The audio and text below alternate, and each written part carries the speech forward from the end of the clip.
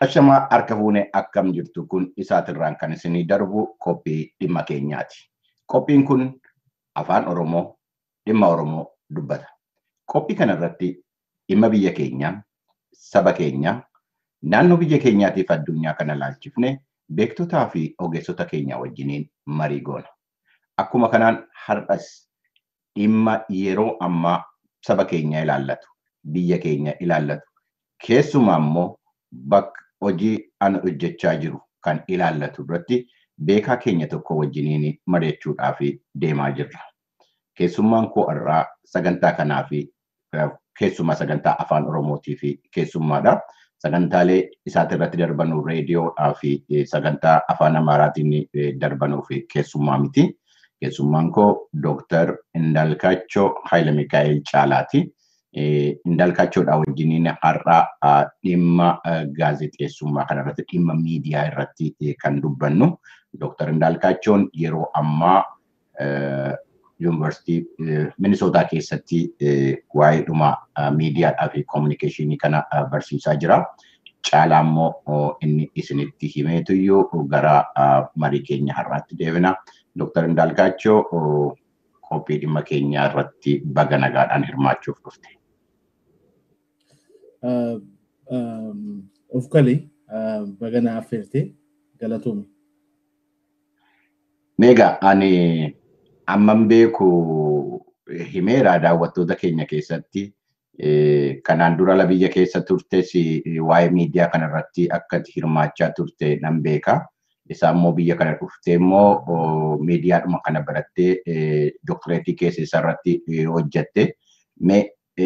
Baagiraawundiinuma kee karaa miidiyaatiin wal qabdee gabaabsitee daawwattoota keenyatti himtee amma waan akka hojjetaa jirtu nutti himuu dandeessaa laata? Maqaan koo akkuma jetteetti Indaalkaachoon jedhama. Bara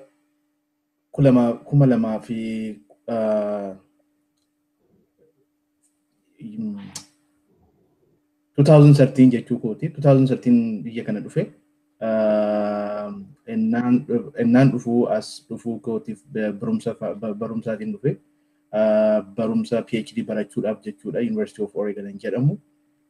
West Coast deemee PhD Media Studiesiin qabadhe. Isaan dura Itoophiyaa keessatti barsiisaan ture. Barsiisaa afaan Ingiliffaa barsiisaan ture. Communicationii fi joornaalizimiinis barsiisaan ture. Bloogingii fi kan kana fakkaatan aktiviizimii keessatti hirmaachaan ture.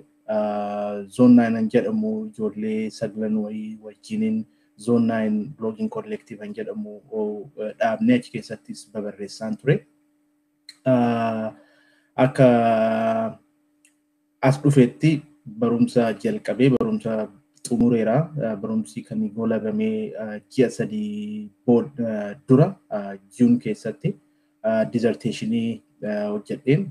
Dissertationiin koo miidiyaadhuma Itoophiyaa keessatti particularly miidiyaa daayasporaa irratti hojjedhe. Miidiyaan daayasporaa Itoophiyaa keessatti siyaasa akkamii taasisaa jira, akkamitti riipoortii gochaa jira, miidiyaa particularly miidiyaa OMN fi miidiyaa isaatiin akkamitti Itoophiyaa keessatti warraaqsa jiru, waggaa 3 darbe warraaqsa jiru akkamitti riipoortii gochaa turani kan jedhu irratti dissertationii hojjedhe.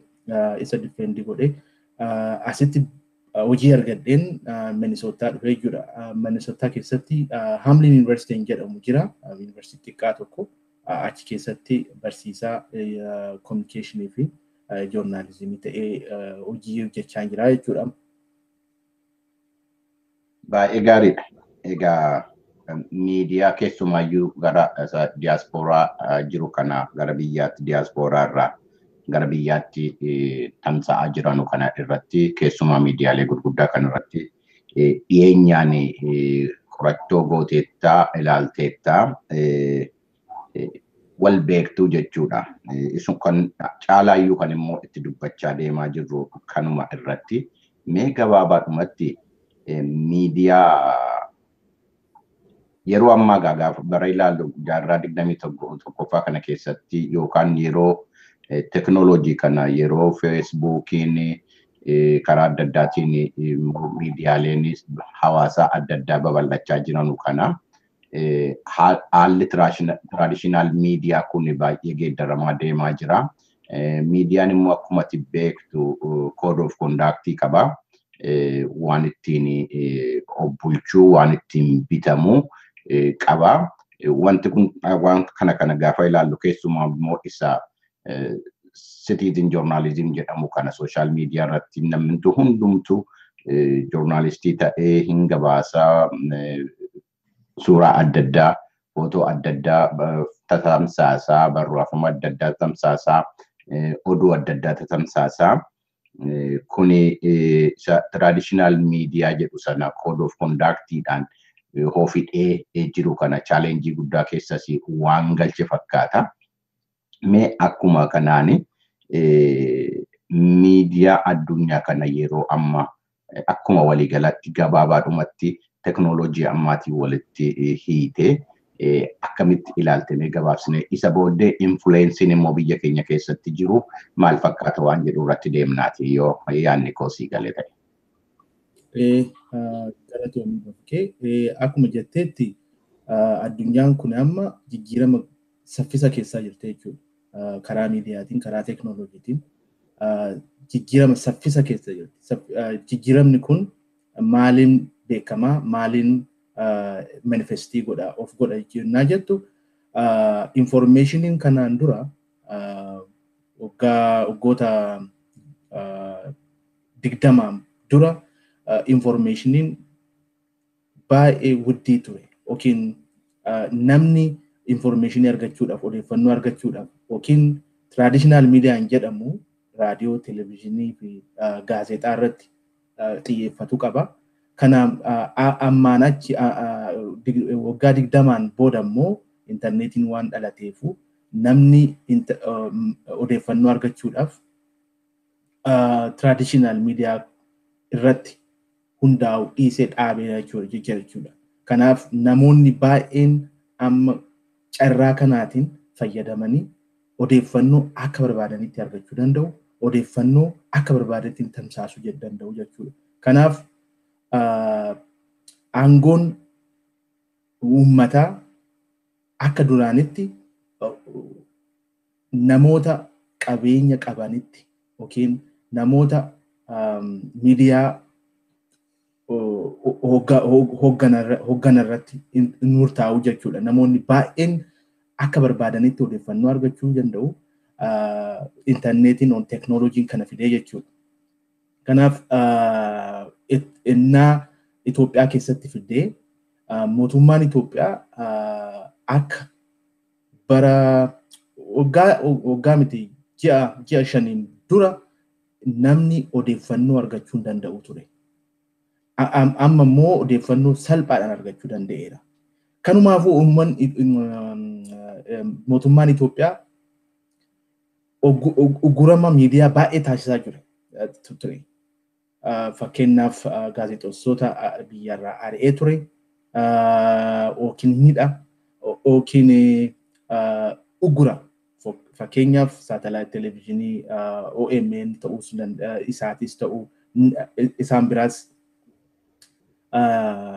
in uggura ture.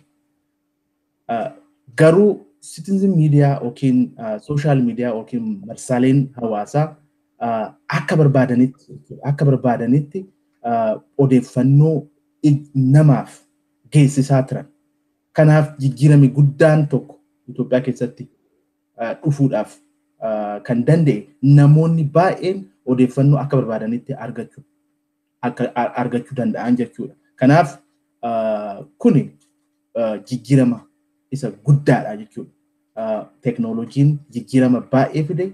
Itoophiyaan garuu akka biyyaatti jijjiirama kana argachuudhaaf baay'ee eegde.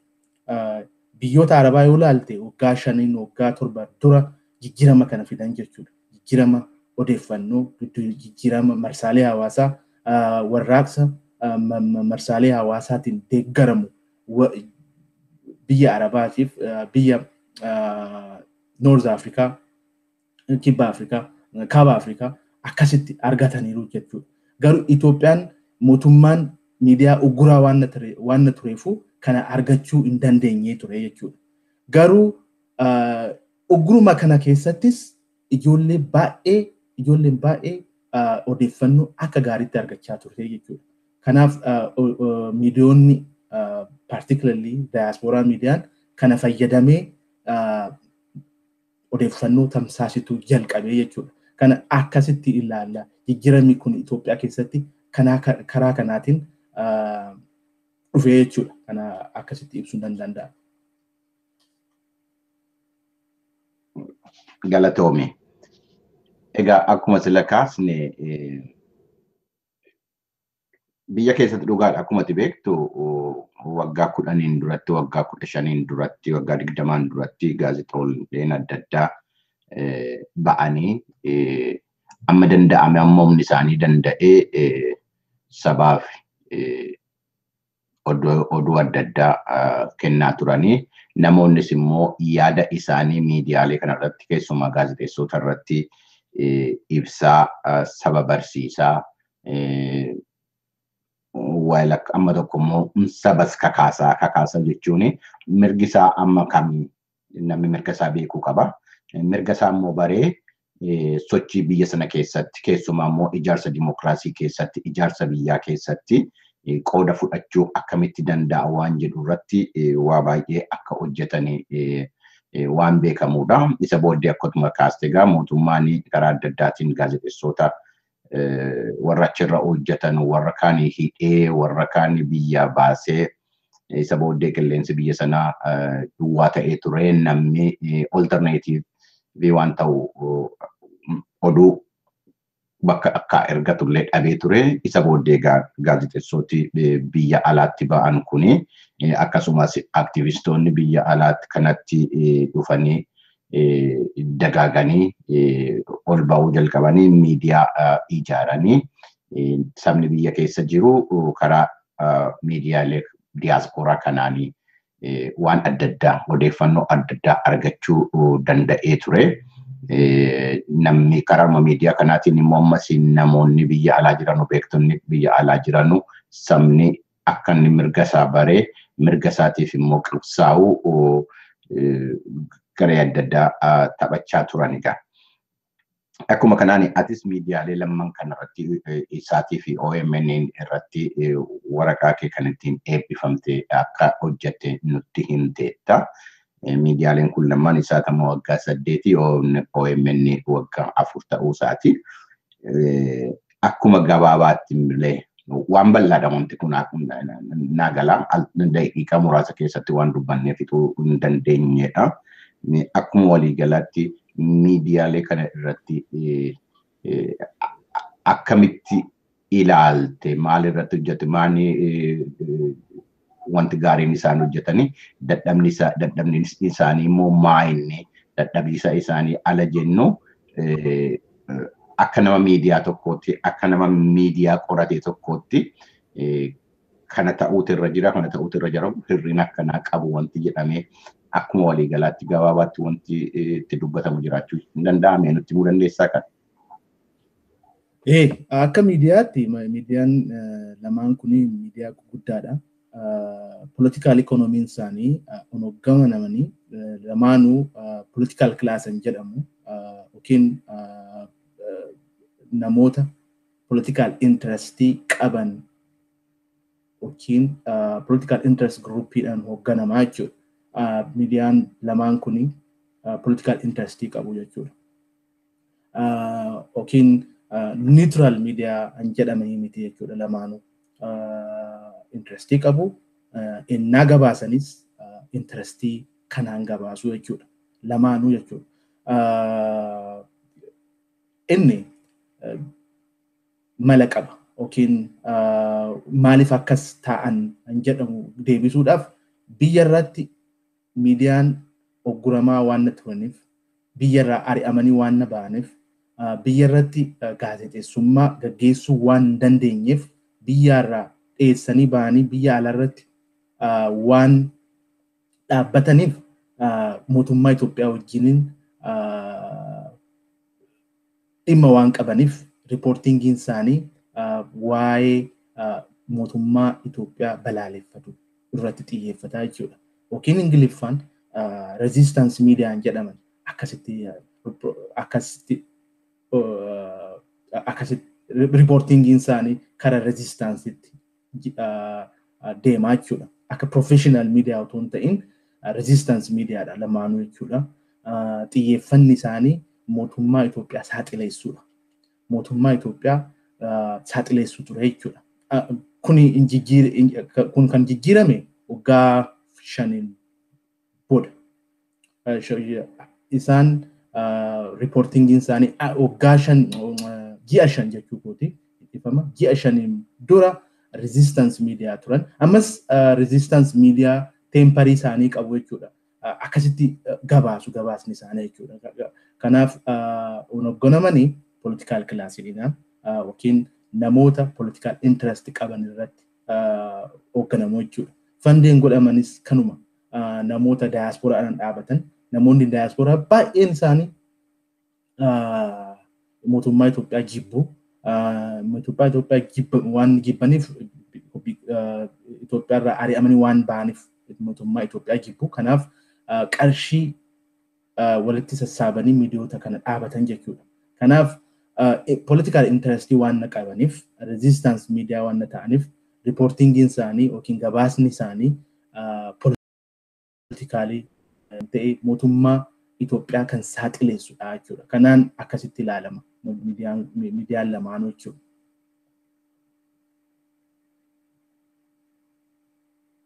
Miidiyaan tokko dhimma miidiyaa keessaa tokko waa lamayyuu yoo ilaalle tokko yaada bilisa ta'e yookaan opinion namaatii fi bakka kennanii akka namoonni yaada isaanii irratti ibsanu ekspertoonni beektonni dhufanii akka isaan irratti ibsanii nama waa beeksisanu gochuudha. Lammaffaan immoo oduu akkuma jirutti dhiyeessuudha sabaaf. Akkuma jette egaa nama rakkisa ni resistance media kana gaafa jennee jennu wal qabnee free mediaadha walitti qabnee gaafa ilaallu oduun illee baayazii ta'a. Akkuma jette targetii qaba miidiyaan kuni ideoloojii qaba jechuudha. Diina jedhee inemiidha jedhee waan target enemies qaba. Kanaafuu oduun inni dhiyeessullee baayaziidha jechuun hin danda'ama. Opinioniin sanarratti dhiyaatullee baayaziidha jechuu hin danda'ama. So akka kanatti yoo kanarratti walii galle dhaabbileen lamman kun miidiyaa waan kana guutuu hin danda'u jechuu hin dandeenya.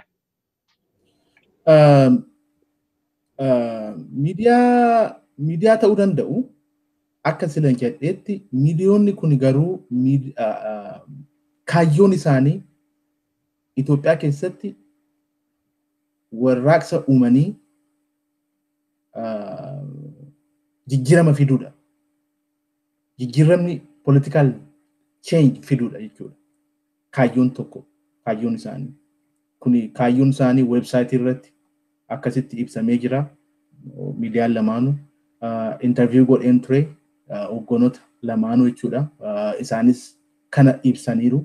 Anis kanan barreesse jechuudha.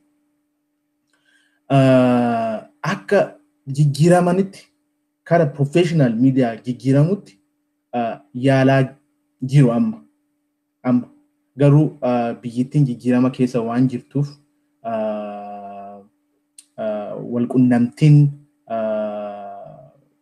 walqunnamtiin namoota miidiyaa kana hoogganan wajjin jiru baay'ee waan gaarii irratti waan jiruuf waan hin jirreef jijjiiramni kun baay'ee slow jechuudha. Slowidha. Karaa professional media jijjiiramutti jechuudha. Miidiyaadha. Miidiyoonni kun miidiyaadhuma jechuu dandeessa. Garuu akkuma jedhetti namoota ennaa oduu gabaasani oduun akkamitti gabaasan political orientation framing insanee jechuudha. Frame innaa oduu framing godhan karaa ideology karaa isaanitti itti tolutti deemaa jechuudha. Fakkeenyaaf konfliktii yookiin walqunnamtii uummata hawaasaa fi mootummaa wajjin jiru yookiin haleellaan mootummaan Itoophiyaa namoota irratti gaggeessu akkamitti gabaasu miidiyaan lamaan kun framingin isaanii maal fakkaata yoo jettee ilaalte mootummaan waan dimokiraatawaa waan hin taaneef kana saaxileessuu qabna nama kakaasuu qabna waan nama mootummaa kana jibba akka mootummaa kana irratti namoonni jibba akka qaban namoota kakaasuu qabna innaa oduu gabaasan kanaan gabaasu jechuudha. Kuni peculiar Itoophiyaa miidiyaa irratti miti. Barmaa yoo ilaalte akkas, Iraan yoo ilaalte akkas, diaspora guguddaa qabu biyyoonni lamaan kun. Cuba yoo ilaalte akkas, Florida keessatti Cuban diaspora baay'eedha. Iranian diaspora in LA, in Los Angeles, there are many. Namoota baay'ee jiru. Barmaanis akkasuma. Norway keessatti diasporaan warra Barmaa baay'ee jiru jechuudha. Kanaaf walitti sassaabanii yoo ilaalte Itoophiyaanis yuunikii miti. Namoota diasporaa baay'ee qabna. Diasporaan kuni political interestii qaba. Political interestii kana gaggeessuudhaaf miidiyaa dhaabatanii miidiyaa sanaan political change Itoophiyaa keessatti fidachuudhaaf yaala taasisanii kanaas successful ta'aniiru jechuu nan danda'a. Maaliif changein dhufeera mootummaan Itoophiyaa akka Itoophiyaa keessatti seenanii gabaasan OMN seenee isaat seenee headquarterii Addis Ababa keessatti dhaabanii Finfinnee keessatti dhaabanii reportii gochaa jiru jechuudha. Kanaaf changing jira miidiyaadhuma garuu professional media ta'uudhaaf media akka BBC or media akka CNN media akka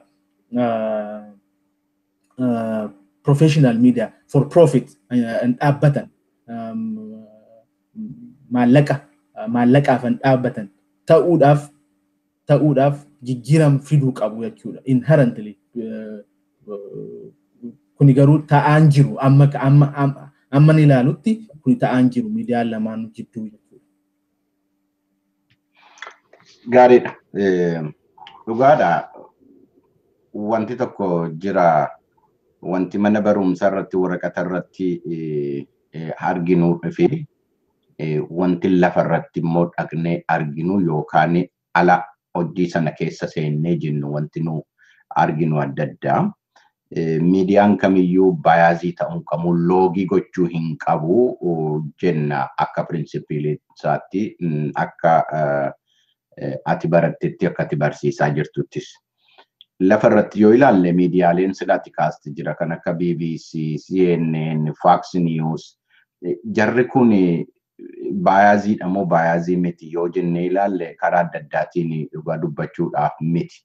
Business interestii jiraatiif bayaaziin jira, political interestii jiraatiif bayaaziin jira. Amma biyya kana keessatti Fox News kana yoo fudhatte, MSNBC kana yoo fudhatte kallattiidhumatti ilaalta waan jarri opinioniin jira, oduun jira garanitti deemu. Bayaaziin innuma jira lafa kana irratti.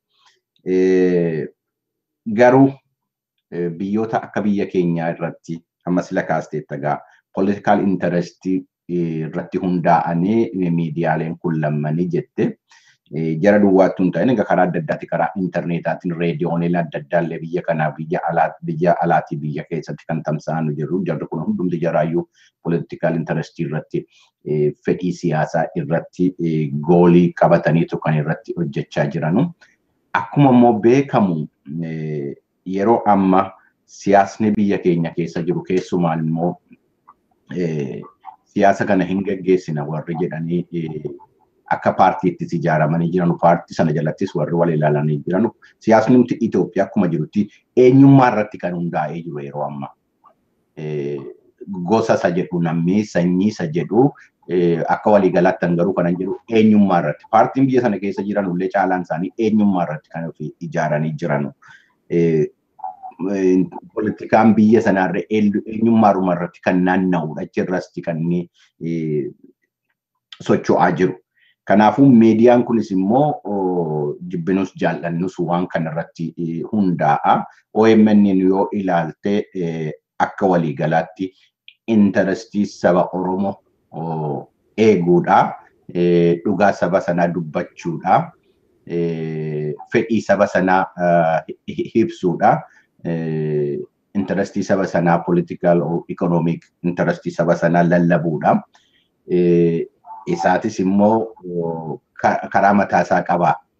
Akka yoo gosa irratti yookaan immoo eenyummaa irratti hundoomne kan Itoophiyaan akka waliigalaatti hojjan keessummeessina yoo jedhe yoo ta'e sabni waan arguu qaba. Nus waan ilaalbala interestiin jara keessuma tokkummaa Itoophiyaa waan jedhu irratti kan jarri influensii gochuu barbaadan. Akkuma gaase sila tuqxee taati. Biyyoota akka Itoophiyaa kana keessatti biyyoota Afrikaa madda addaa kana keessatti biyyoota eenyummaan caalaa irratti lallabamu keessatti walitti bu'iinsi sabaa fi sablammoota gidduu jiru interestiidhuma irratti hundaa'ee hin mul'ata. Namni wal lolaa gosaa wal lolaa eenyummaadhaan wal lolaa lafarratti wal lolaa interestii adda addaa irratti wal lolaa wal ajjeesa. Kana keessatti miidiyaan hin gabaasa. Kanaaf al tokko conflict reporting conflict irratti akkamitti reportii gochuu danda'a namni tokko waan jedhu jira. Waan na caalaa beektaati waan kana irratti baratteetta reporting on conflict akkamitti ta'uu danda'a haala biyya keenya keessa jirutti. Muuxannoo adda addaa kaasuu dandeenya yeroo akka fakkiitti kan ka'u amma Ruwaandaa keessatti reediyoon tokko waan inni taphatte reediyoon FM reediyoon tokko wanti inni taphate salphaa miti yeroo ammaa seera amma keessatti ka'a. Nama miiliyoona meeqaa olii dhumaaf kan ta'e shoora guddaa taphatee jedha. Kanaafuu miidiyaan interestii irratti hundaa'e kun dhimma Itoophiyaa irratti siyaasa Itoophiyaa sammoo eenyummaa irratti ijaarame kana gidduutti rakkina uumamuu danda'u. Conflict interestii kana oduu keenyaan opinionii keenyaan keessummoota achirratti finnu kanaan warra immoo Pundisti jedhamu kana warrachi ba'anii yaada isaanii opinion makers. Jarri kuni wanti jarri gabaasu conflict interest conflict biyya keessatti uumamu sabaaf saba gidduutti uumamu political interest tokkoo fi political interest biraa gidduutti uumamu keessatti eessa dhaabbachuu qabu jetteetti yaadame akka beekaa tokkotti yaada malee rakkoo kana keessa jirra yeroo ammaa. Fuula durattis damnee waan keessaa baanu natti hin fakkaatu. Kanarratti mee yaada maalii qaba? Eessa bira dhaabbachuu qabu yeroo ammaa miidiyaan kunii fi namoonni achirra hojjetan? Gaaffii gaarii kaase Bafqaaduu. Tokkoffaa biyyittiin Itoophiyaa dhiisitii biyyittiin Ameerikaa joornaalizimiin fi dimookiraasiin isaanii kiraayisisii keessa jira jedhanii jedhu jarri. Siyaasaan qoratan miidiyaa qorachaa kan jiran hayyuuleen baay'ee waan jedhan maayinni biyyittiin kun biyyittiin Ameerikaa jedhamtu kun irratti Itoophiyaa dhiisii kiraayisisii keessa jiru. Kiraayisisiin kun kan uumame opinion joornaalizimiidhaan televiizhin joornaalizimiidhaan punditarii anaalisisii jette duraan kan jette isaan uumame. Tok raadiyoon jedhamu bara 1980 keessatti akka baay'eetti babal'atee kan Rush Limbaugh, Sean Hannity and conservative and jedhamu reactionary groups akkaataa sirriitti odeeffannoo salphaadhaan namoota akka barbaadanitti oofanii opinion isaanii accept akka godhanii turan. Kuni crisis journalismii fi crisis democracy uumeera biyya kana keessatti biyya Ameerikaa kana keessatti jechuudha. Kanaaf opinion journalismiin rakkina baay'ee uumaa jira global context akka waligalaatti yuunivarsaalii keessatti jechuudha. Itoophiyaan ammoo rakkina baay'ee uumaa akkuma jetteetti duraanis akkuma jenneetti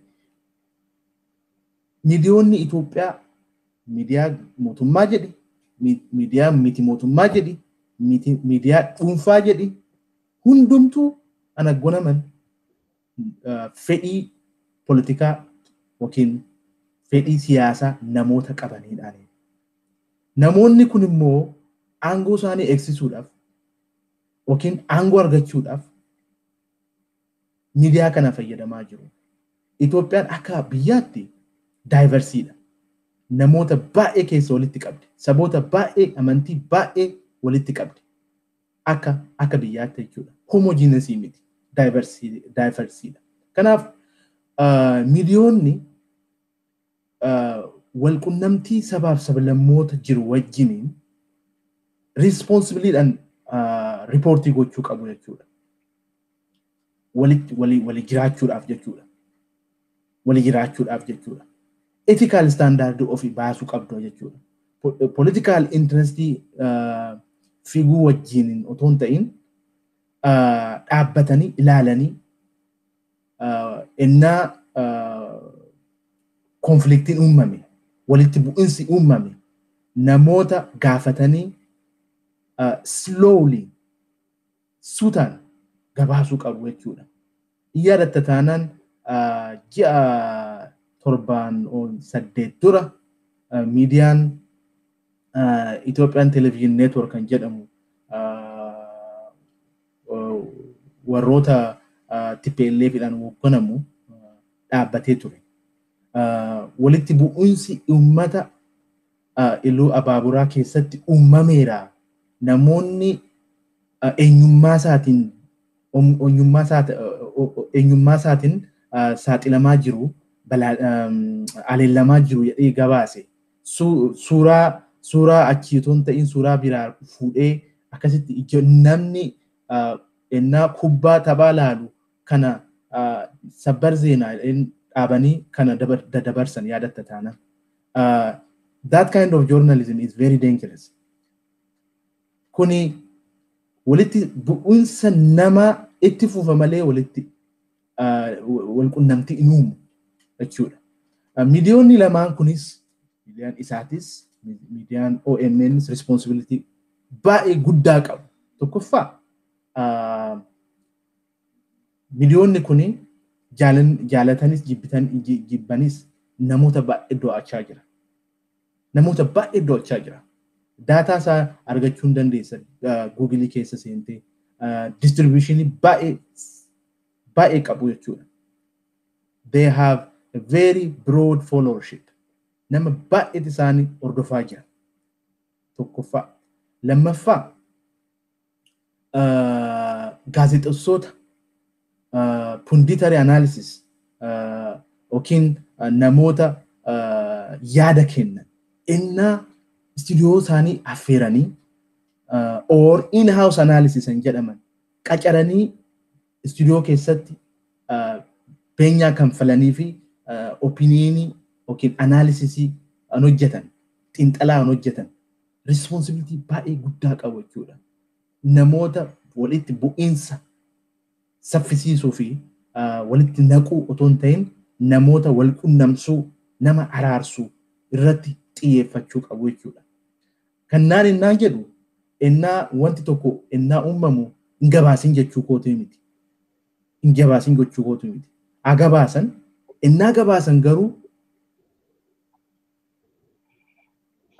they have to go to the root of the problem. They have gadi qabanii gochuu qabu jechuudha. Politically sensitive waan ta'an kana kaasanii odeeffannoo akkuma jiratti qilleensarra oolchuun nama walitti bu'iinsa saffisiisa malee walitti bu'iinsa hin dhaabu jechuudha. Kanaaf responsibility baay'ee qabu. Naaf galaa rakkina baay'ee jira. Fakkeenyaaf accessibility issue for example OMN's ta'ee isaatis ta'ee ennaa rakkinni baay'ee uumamu accessibility yookiin deemanii gabaasuudhaaf hin danda'an ta'a. Waan tokko mootummaan isaan dhoowwa ta'a yookiin namoonni kana gaggeessaa jiran isaan dhoowwu ta'a. Accessibility dhabuu dhiisuu danda'u. Kanaaf innaa kana argatanii rakkina keessa jirra gabaasuu hin dandeenye waan jiru garuu kana fakkaata jedhanii nama himuu qabu jechuudha. Lammaffaa impartiality hin jedhamu sila jedhaniif they are trying to transition from resistance media to professional media. Karaa jalqabne irraa kanaaf amma resistance media keessatti framework kana keessaa baanee karaa professional media deemaa jirraa jechaa jiru. Kanaaf kana jalqabuu qabu jechuudha. Kana jalqabuu jechuu qabudha. Kanaaf OMN ta'ee isaa ta'ee gabaastota gaazexeessota isaanii guutuma Itoophiyaa keessatti erganii gabaasuu jalqabuu dantaa qabu jechuudha. Kanaaf professional ta'uu qabu jechuudha. Sadaffaan trainingii kennuu qabu gaazexeessota isaaniif. Trainingii skill setii tokko barbaada. Odeessuu qofaa miti skill setiin odeeffannoo sirritti contextualized godhanii nuance jedhamu jira. Isa sirritti godhanii walitti qabanii gabaasuu qabu jechuudha. Kana hin argine miidiyaa lamaanuu jidduu jechuudha. Miidiyaa lamaanuu jechuudha. Kanaaf kana irratti sirritti gadi fageenyaan hojjechuu qabu miidiyoonni kun lamaan. Miidiyoonni kun lamaan qofa otoo hin ta'in namoota marsaalee hawaasaa keessa jiran namoota salphaadhaan broad followership kan qaban namoota baay'een hordofaman jiru. Facebookis, Twitter irrattis. Isaanis salphaa miti. Tokko deemee yaadeera. Ammas peeparii tokko barreessaan jira. Namoonni tokko innaa laaltu waan odeessanii waan lafa jiran miti. Just a trash talk. Biyya kana keessatti like Alex Johnson jedhamu jira. Nama conspiracy theory jedhamu cal jedhee odeessu jira namichi tokko. Nama baay'ee followership qaba. Namoota conservative jedhaman yookiin nama white supremacist kan jedhaman jarri baay'ee nama kana Alex Johnson jedhamu kana follow hordofu. Itoophiyaa keessattis waan kana dhufaa jira. Namoota odeeffannoo xiqqaallee hin qabne ground irratti lafa irratti nama takka hin beekne kan argeera jedhanii qilleensa irra oolchu. Live video galanii namoota galaa jedhanii odeessu. Wanni kun baay'ee nama midhaa jira. Innaa sheerii isaanii ilaaltu, innaa view isaanii ilaaltu, innaa statistics isaanii ilaaltu, statistics ilaanii baay'eedha. Tokko 100,000 of followers or views sheerii baay'ee qabu, komentii 10,000 lakkaa'u qabu. Wanti kun garuu waan nama walitti naqudha malee nama walitti sassaabanii nama qunnamtii fudhee slow discussion, civil discussion fidee civil kan discussionii yookiin wiyyitii jechuudha dialoogii kan uumuu miti. Rakkina baay'ee uumaa jira jechuudha. Kanaaf kanarratti xiyyeeffannee hojjechuu qabna. Miidiyoonni kunis wanna kana sirriitti hojjechuu qabu. Innaa tamsaasan the journalism keessatti waan jedhamu jiru amaan verify. You have to verify. This is just the sanctuary. This is the sacred creed of journalism. Innaa odeeffannoo tokko otoo hin tamsaasin dhugaa ta'uusaa beekuu qabda. Verify gochuu qabda. Al tokko qofa otoo hin ta'in al 3, al 4, al 5 namoota baay'eetiin qaxxaamurtee eegdee bilbiltee barreessitee verify gochuu qabda jechuudha. Kuni garuu akkan ilaalutti waan taasisamaa jiru miti. Miidiyoota guddaa kana lamaan jirus baay'ee argeera rakkina baay'ee uumaa jiru. Namoota hordoftoota baay'ee qaban Facebook irrattis, Twitter irrattis akkuma arganitti namoota biyyarraa kana naaf qilleensaa oolchi, kana naaf qilleensarra naa oolchi jedhanii erguuf isaan kana verify otoo hin godhin akkuma argatanitti qilleensarra oolchu. Inni kun nama baay'ee midhaa jira. Kanarratti baay'ee hojjetamuu qaba jedha. Kanan jedha. Baay'ee gaariidha. Amma immoo egaa waa'ee miidiyaa kanarraa maaltu eegama? Namoota achirra hojjetamurraa maaltu eegama? Akka dhaabaatti immoo akka instituushinii tokkotti immoo maaltu irraa eegama waan jedhu nutti himteetta rakkina biyya keenya keessa jiru kana kaastee. Karaa biraatiin immoo alagaa kominikeeshinii gaafa jennu karaa tokko duwwaa miti. Karaa lama kominikeeshinii naqaa hin deebi'a. Miidiyaan kun taargeet odeensii qabu. Wanti jarri dubbatu, wanti jarri gabaasu eessa dhaquu akka qabu taargeetii odeensii qabu. Odeensii kanarraa immoo fiidbaakiin hin dhufa. Fiidbaakiin kun karaa adda addaatiin dhufuu danda'a. Jibba irratti, arrabsoo irratti, maal irratti hundaa'ee wanti dhufu jira. Namoonni akka uumaatti, akka uumamata nama tokkootti yaada isaanii ibsachuudhaaf bilisa qabu. Karaa barbaadeen. Yoo yaadni jaraa sun sii ta'e hin dhaggeeffatta yookaan hin dubbista waan isaan barreessanii. Yoo ta'uu dide immoo isa dhiiftee gara sii ta'utti deemta. Garuu kana dhiiftee nama yaadni isaanii sitti hin tolle yookaan intarestii ani qaba jettu sana saaxiltee yookaan hin arrabsitaa yookaan duula adda addaa irratti gootaa kana argina namoota keenya keessatti odeensii keenyattis warra waan nu miidiyaan itti kennu kana fudhatanu risipaantii warra ta'an kana keessattis waan akkana in argina hir'inni akkanaa jira. Nama miidiyaarra hojjetu duwwaa ittuu hin ta'in namni waan gaazexeessaan sun fudhatuyyuu rakkina uumaa jira karaa isaatiin. Waan hundumayyuu gara ofiitti maaliif waa'ee koo hin dubbanne yoo waan ati barbaadde hin dubbanne ati diina kooti diina sabaatisuu jedha. Kun jira isa silamma kaastee taati.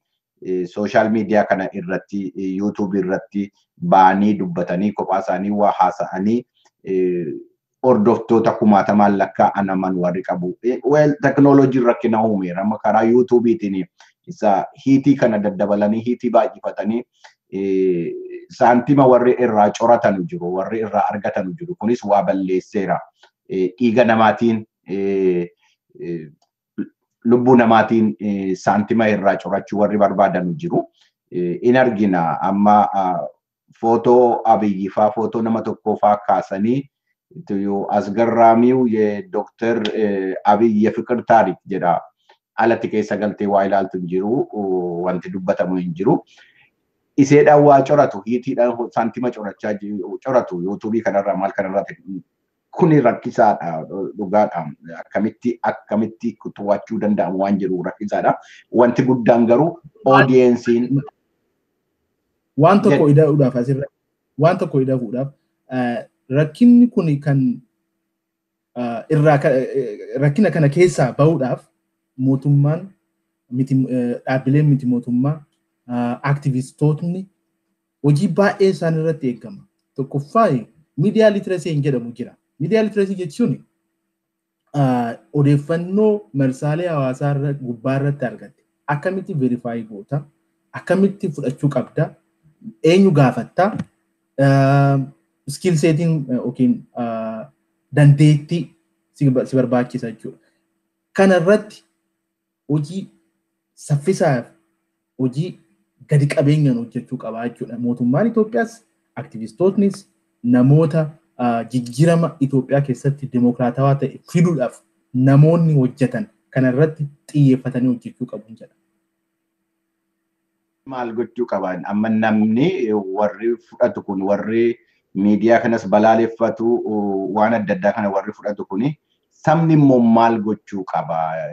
Tiraanzishinii irra jirra. Akkamitti hubachuu qaba jettee sabni immoo maal gochuu qaba? Warri information kana fudhatu kanumaan marii keenya xumuruutti deemna. Sabni maal gochuu qaba? Amma waliigalteen hin jiru sabaa fi miidiyaa gidduu yoo hin ilaalta al tokko wanti deddeebi waan hadhaa walitti daddarbatamaa jira karaa adda addaatiin maal gochuu qaba namni jettee yaaddame? Kanumaan yaaduma kanaan yoo marii keenya xumurre. Galatoomi. Akkuma kiyyaatti miidiyaa litreesiin barbaachisaadha. Namootni baay'een wanta tokko otoo hin argin dhugaa ta'uusaa waan otoo hin mirkaneessofniin yookiin verify hin godhin sheerii gochuu dhaabuu qabu. Predetermined biases and prejudices. Biasii ta'uun yookiin loogii qabuun nama ta'uudha. Hundumti keenya loogii qabna. Biasii qabna. Prejudice qabna. Garuu of gaafachuu qabna. Of gaafachuu qabna. Innaa odeeffannoo tokko marsaalee hawaasaa irrattis miidiyaa guddaa irrattis yoo argine akka dhugaatti fudhachuu dhaabuu qabna. Namoonni baratan namoota barumsaan cimaa waan kana innaa balaaleffatan hin argan. Ittumayyuu innaatti deeman hin argaa jira. This is dangerous. Kanaaf namoonni of gaafachuu qabu, of gaafachuu qabna hundumti keenya. Tokko, lama odeeffannoo akkuma arginetti fudhachuu qabnu, verify gochuu qabna. Sadaffaa namoota because Ethiopia is in transition, no one is going to be a winner. Namoonni wal fitnaan, namni wal fitnaan, wal nyaannaan, nama wanta akka jetteetti hadhaawaa walitti darbaa jirraam. Eenyuyyuu mo'ataan ta'u, eenyuyyuu kana beekuu qabna.